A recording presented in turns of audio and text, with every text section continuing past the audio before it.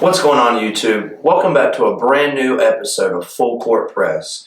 I'm your returning host, Kohl, and I want to take a moment to say thank you to everyone who may be returning to this channel. I hope you enjoyed, obviously, the intro video as well as our video on Champ Week and Rivalry Week. And we want to welcome in any new listeners or watchers on YouTube, as today is a very special episode. As you may see behind me, it is March. It's March Madness time in the college basketball world. And today this video is going to be going over my projections on the bracket behind me, as well as I'm going to give a little bit of in-depth detail on why I pick who I think may advance and who I may not think advances. I do have a couple of upsets, and I may have a couple of games that surprise you. So I hope you stay tuned, and we'll get started. So as you see, we've got the entire NCAA tournament field here, all 68 teams. We've got all of the dates up top. We've got all of the regions. We've got even the teams' records on here, if you want to look at those. And we've also got the regional locations. So we're going to go ahead and get started here with my picks. So we're going to first start up top up here with the first four. That's going to be happening, when we're recording this. It's going to happen on the Tuesday and Wednesday. That's going to be March the 16th and the 17th. So this first 16 seed game, we have Southeast Missouri State, as well as we've got Texas A&M Corpus Christi. This one's honestly pretty easy for me. I've watched a lot of both of these teams, but I'm going to give Texas A&M Corpus Christi the nod. I like their high-powered offense, and I think in a one-game setting that they can win this game. And then now as we move along to Mississippi State and Pittsburgh, I fully expect this game to be a little low scoring. Both of these teams are very, very veteranized. As we continue on the matchups that are going to be happening on Tuesday, March the 14th, we've got Mississippi State versus Pittsburgh. Now, both of these teams are very veteranized. They've got a lot of guys who have returned to school, a lot of fifth-year guys, a lot of fourth-year guys. I fully expect this game to be very low scoring, but ultimately, my pick is going to be the Pittsburgh Panthers, as I just believe they've got a little bit better guard play. I know Mississippi State has a very good big in Toulouse Smith, but ultimately I think the guard play for Pittsburgh is what wins them this game. Now as we come over here to the games that will be happening on March the 15th, we've got Texas Southern, who slipped in at 14-20 by running the table in their conference tournament, versus Fairleigh Dickinson. My pick in this one is going to be Fairleigh Dickinson. I just think overall they're a better team. They've played a little bit better competition than Texas Southern that has prepared them for this game. My pick for this one is Fairleigh Dickinson. And then now to the second 11 seed game, we have Arizona State versus Nevada. Arizona State's best player, Desmond Cambridge, transferred from Nevada from last year. So this is a little bit of a revenge game for him. I think Bobby Hurley's squad at Arizona State had them playing a little bit better down the stretch than Nevada has been, which is why I'm going to pick them to win this first four matchup and advance. And now that's going to complete our first four predictions. We're now going to move over here to the left side of the bracket with our number one overall seed, Alabama. As we start in the South region, we've got the number one overall seed, Alabama. Nate Oates has his team playing fantastic over the last month, 2 months of the season. Obviously, they are going to be playing Texas A&M Corpus Christi. There's just a big talent gap here. We're going to go ahead and move Alabama along to the very next round, to the round of 32. Now this next game, Maryland versus West Virginia. I, again, like this Mississippi State versus Pittsburgh game, I expect it to be an absolute rock fight. I expect it to be a little bit of a low-scoring game. West Virginia loves to get up into you and press a little bit. That's why they call themselves Press Virginia. But I do think Maryland has the guard play that ultimately will win this game for them. And that's why I'm going with Maryland to advance to the next round. And then as we move down to the Orlando region, we've got Charleston versus San Diego State. two totally different styles of play here. San Diego State, a more defensive-led team. They are very veteranized, but we also have Charleston, who loves to shoot a lot of threes, play at a very high pace. This right here is going to be my first upset of the NCAA tournament, as I think Charleston just has the guard play, and they are going to play how they want to play, and it's going to really rattle San Diego State. So we are going to go with Charleston, moving on to the second round. So that is the first upset we have so far, which leads me to my next game, Virginia versus Furman. I thought about going upset here as well, but I do think Virginia is just too stout defensively that they will end up winning a close one. So we're going to move Virginia to the next round, which leads me into my next game. We've got Creighton versus NC State. Now this one is going to be a very high-scoring basketball game, as both teams love to push the pace and they love to shoot a lot of threes.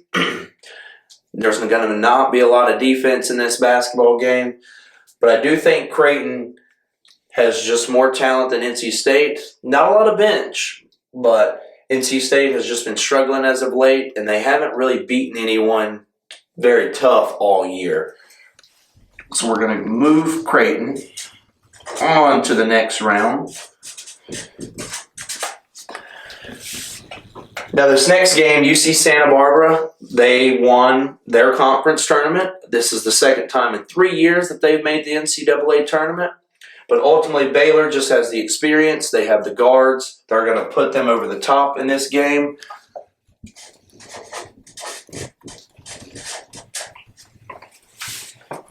Which is going to set up a very intriguing matchup, which we'll get to here in a little bit in the round of 32. So next we've got Missouri out of the SEC, and we've got Utah State out of the Mountain West. This is kind of a coin flip game. I'm going to take the team that I personally think has the better players and the better athletes and more talent, which is Missouri.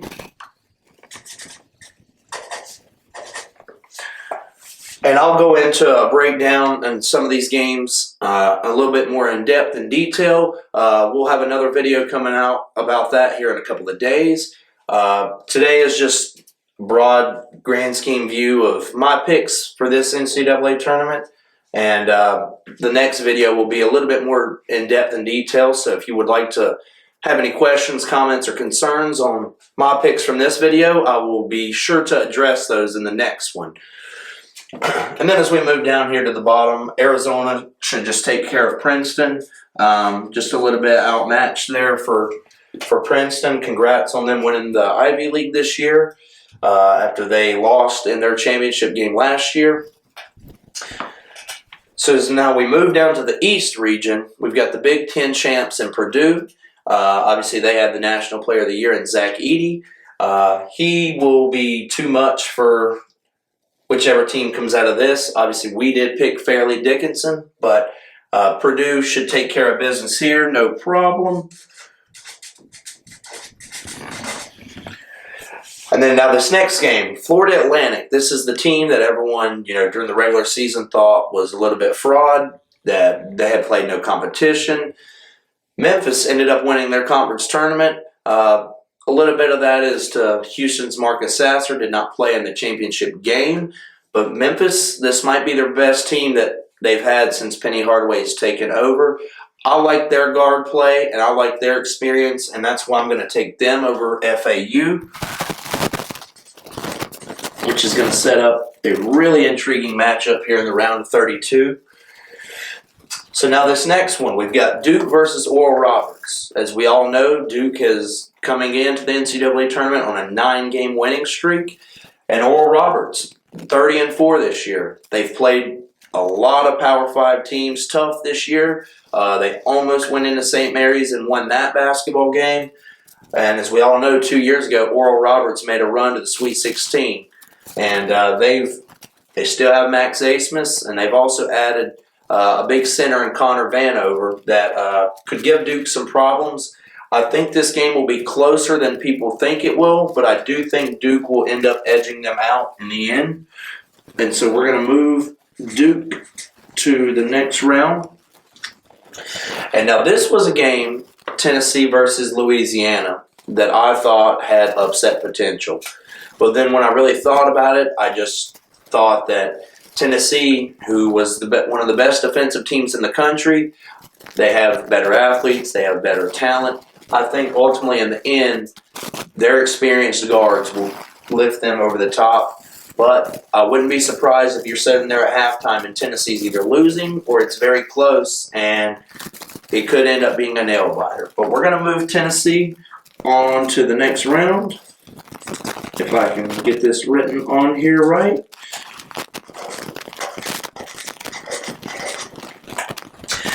And then now as we move down to Kentucky versus Providence's best player, Bryce Hopkins, was a Kentucky transfer. So this is obviously a game he's going to have an extra chip on his shoulder. He's going to want to show out, and he's going to want to play well. But Kentucky just ultimately, in my opinion, will have too much for them. Oscar Tshiebwe will just be able to be too dominant on the glass for Providence to be able to handle. We're going to go with Kentucky moving on. And then Kansas State, this is just another one of those games where Kansas State should just overpower Montana State. The level of competition just has not been there for Montana State this year. K-State's going to move on. Very impressive year out of them after coming last in the Big 12 Conference last year. And then we move on to Michigan State versus USC. USC kind of came into the NCAA tournament limping. Not very good wins this year. They did end up picking up a couple good wins in the Pac-12. But I think something about Michigan State and their coach Tom Izzo always has such success in March is why I'm going to be picking them to move on in this round. And then lastly, Marquette is going to handle Vermont. And that is going to complete our predictions for the left side of this bracket. We'll quickly move over to the right side of the bracket. Let's go ahead and write Marquette. Now that we've done the left side of the bracket, we're going to move over to the right side of the bracket. And we're going to start up here in the Midwest region, which is hosted by the 1 seed, the Houston Cougars, out of the American Athletic Conference. Once again, like a couple of these games over here, anything can obviously happen, but Houston's going to get Marcus Sasser back. They probably could set him out for this game, but they're going to move on. They'll take care of Northern Kentucky, and we'll move on to the round of 32. Now, this next game with Iowa versus Auburn, it could honestly go either way. It's another coin flip game. Auburn likes to slow the pace down. They struggle to shoot the three a little bit, even though they try to attempt a lot of threes. Iowa actually shoots the three very well, but their defense is not very good. I ultimately do think that Iowa will end up winning this game in a close one. I just like their free throw shooting that they can have at the end of these games. And I do think they'll get enough timely stops. And I think Chris Murray could be a matchup nightmare for them. So we're going to move Iowa to the second round. And this is another game, Miami versus Drake, that I thought could be upset potential. Drake obviously has a terrific player in Tucker DeVries. Miami were unsure about what's going on with their big guy, Norshad Omier. With that being said, Miami has just too much really good guard play that I think can lift them over this first round matchup. We're going to move Miami to the next round. And then Kent State versus Indiana. I know I've been seeing that Kent State is a very popular potential upset caliber team for this game. But I just do think Trace Jackson-Davis will be too much. And it will be a close game, and if you're a gambling person, I do think Kent State is possibly worth a play in that, but I do ultimately think that Indiana will win and move on in advance. And then now as we go to one of our play-in matchups, obviously I picked Pittsburgh, And I also think that Pittsburgh just will be a little bit too much for Iowa State, another team that's coming into the NCAA tournament limping, not playing very well, rely on their defense a little bit too much. I just think Pittsburgh matches up really well with them and can create some matchup nightmares for them. I am going to take Pitt to upset Iowa State and move on to the round of 32, and with that being their second win in this tournament already. I'm going to take Xavier to beat Kennesaw State. It's just another game where I think Xavier will be able to get up and down and cause some matchup problems. Just a veteran-led team, and Sean Miller knows what he's doing in March. So we're going to move Xavier to the next round. Texas A&M. Now, a lot of these people, including myself, thinks that they kind of got a little bit of a bad rap on where they were seated. They made the SEC championship game. They were kind of hot to end the year. Penn State, another team that was kind of hot to end the year, made a run in the Big Ten tournament. Almost had a chance to win that game. But I do think that Texas A&M has terrific guard play, and Penn State can kind of be inconsistent at times. We're going to go with Texas A&M to move on.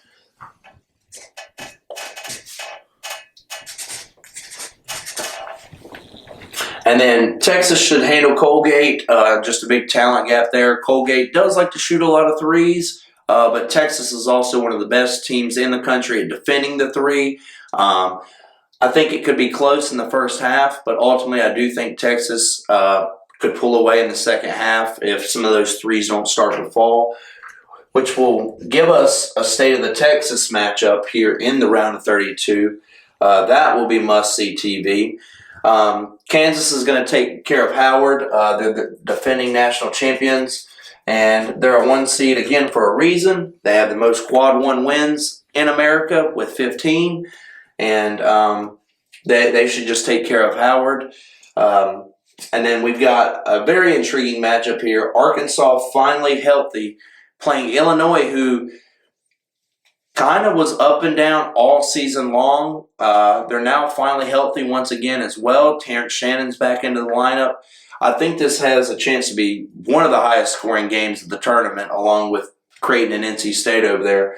But I'm ultimately going to go with Arkansas to outlast Illinois. And then now as we come down here to VCU versus St. Mary's, I believe that St. Mary's' level of competition is really going to hurt them in this situation, which is why I am going to take VCU to upset St. Mary's and move them on to the second round. I absolutely love their guard play. I think that they can really pressure St. Mary's and create a lot of turnovers, which will bolt into their favor, which is why I have VCU upsetting them. And as we go down here, we've got UConn versus Rick Pitino's Iona squad. The bigs for UConn are just going to be a little bit too much for Iona, a little bit undersized as a team. I do think this one possibly could get a little bit ugly, which is why UConn is going to move on to our second round. Now we've got TCU versus who I think will win, which is Arizona State. Regardless, whichever team wins here, I do think TCU just is flat out better and should advance.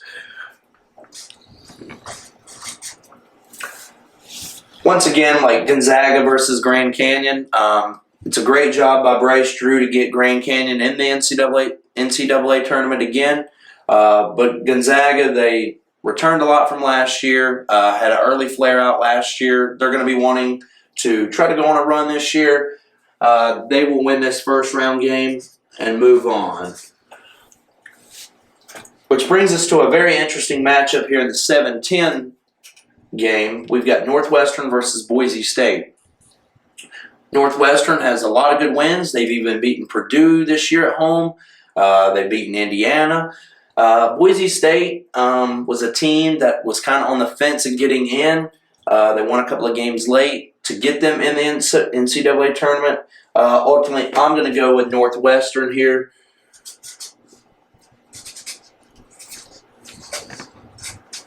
And then UCLA should take care of UNC Asheville, no problem.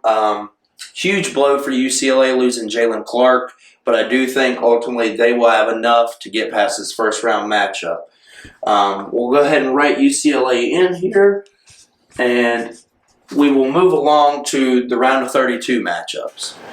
So as we move on to the round of 32, we'll start back up top up here in the South region.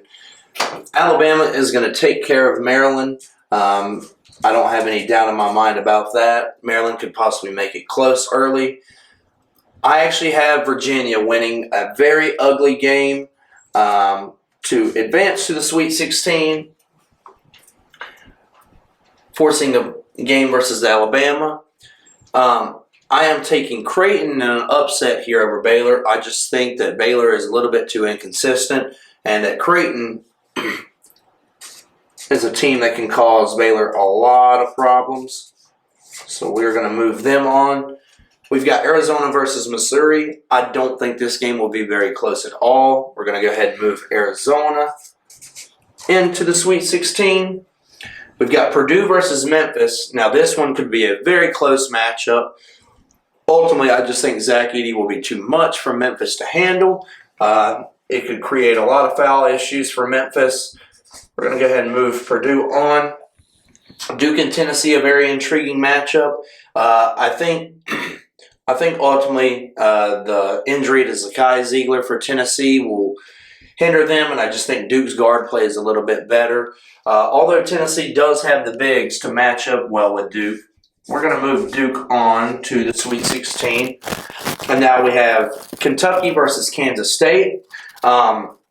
This ultimately comes down to a coaching battle for me, and I'm going to take John Calipari over Jerome Tang.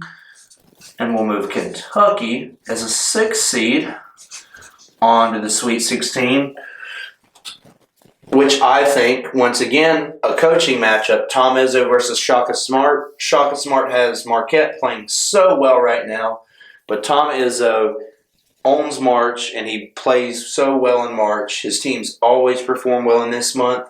We're going to move Michigan State on as a 7th seed to beat the 2 seed Marquette. And now as we move back over to the right side of the bracket, we'll start up top.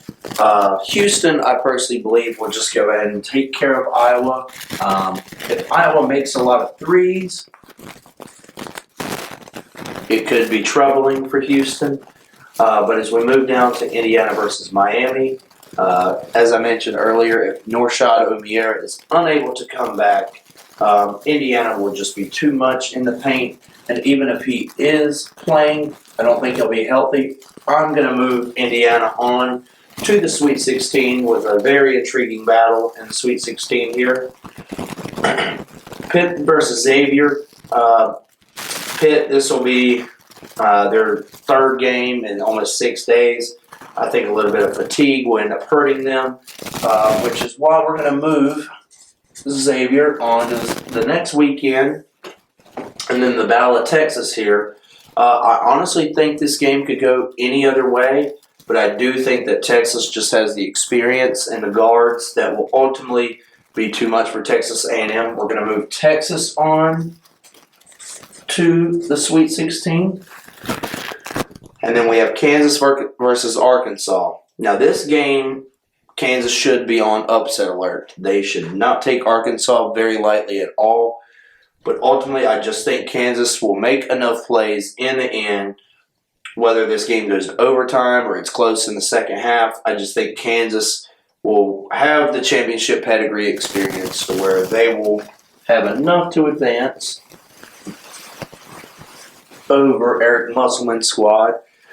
And then we've got UConn versus VCU. I think VCU will just be riding high off their first round upset. UConn is on a mission to try to make it far in this tournament. I think UConn will be prepared, which is why we're going to move UConn on to the second weekend as well. TCU and Gonzaga is a game that also could have upset potential, but the same thing with Gonzaga. They've been in this tournament a lot. They've went far. I ultimately think Drew Timme will just be too much for that front line for TCU. And then as we move to the bottom, I don't see any way that Northwestern will be able to contain anyone for UCLA, which is why UCLA is going to move on to the Sweet 16. And as we start our predictions for the Sweet 16, we'll start up top with Alabama versus Virginia.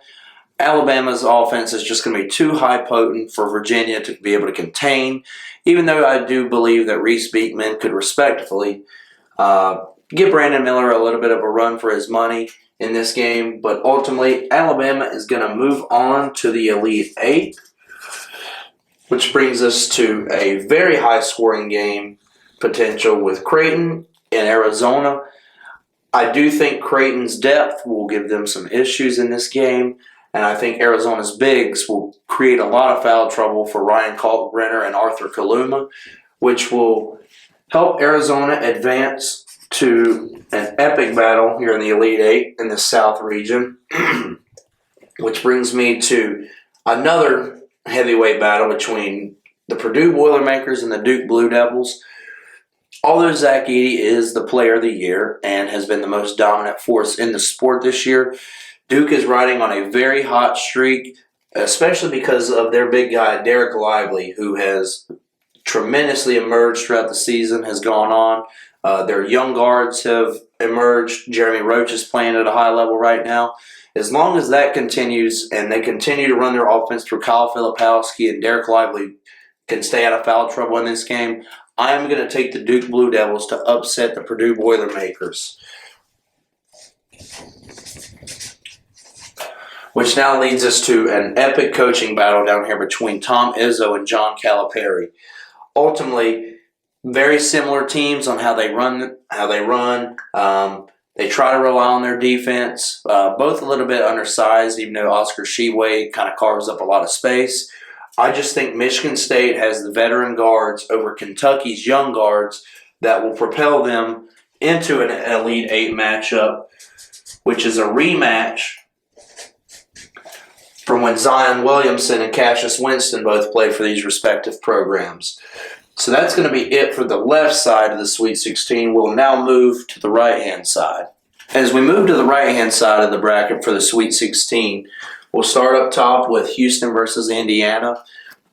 Indiana, I think, ultimately will not be able to contain the stifling defense from Houston. I think it can possibly give Indiana a lot of problems, which is why I'm going to have Houston moving on from Indiana, not because I don't believe Indiana could win this game.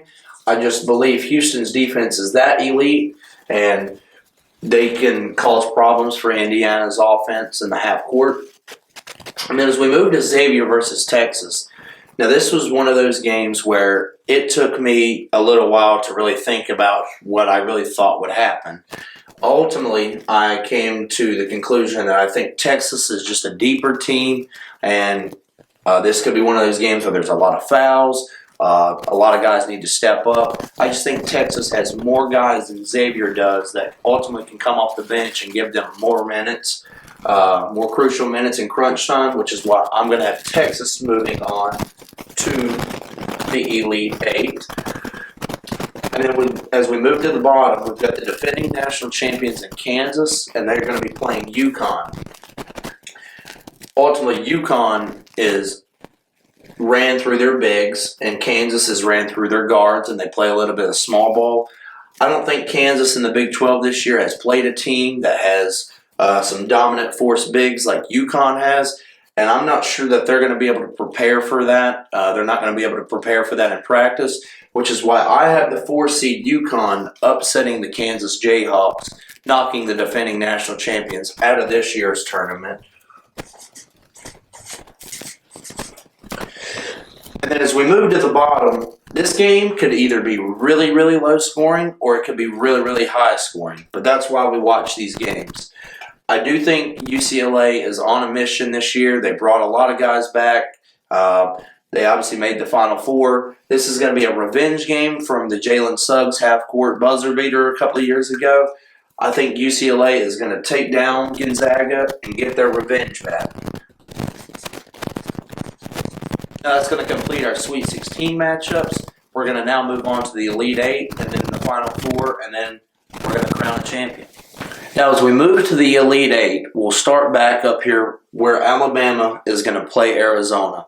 Obviously, these are the top 2 seeds in this region, and this game has the potential to probably be the most entertaining one of the tournament. Just so much talent in this game, so many players that are going to play in the NBA.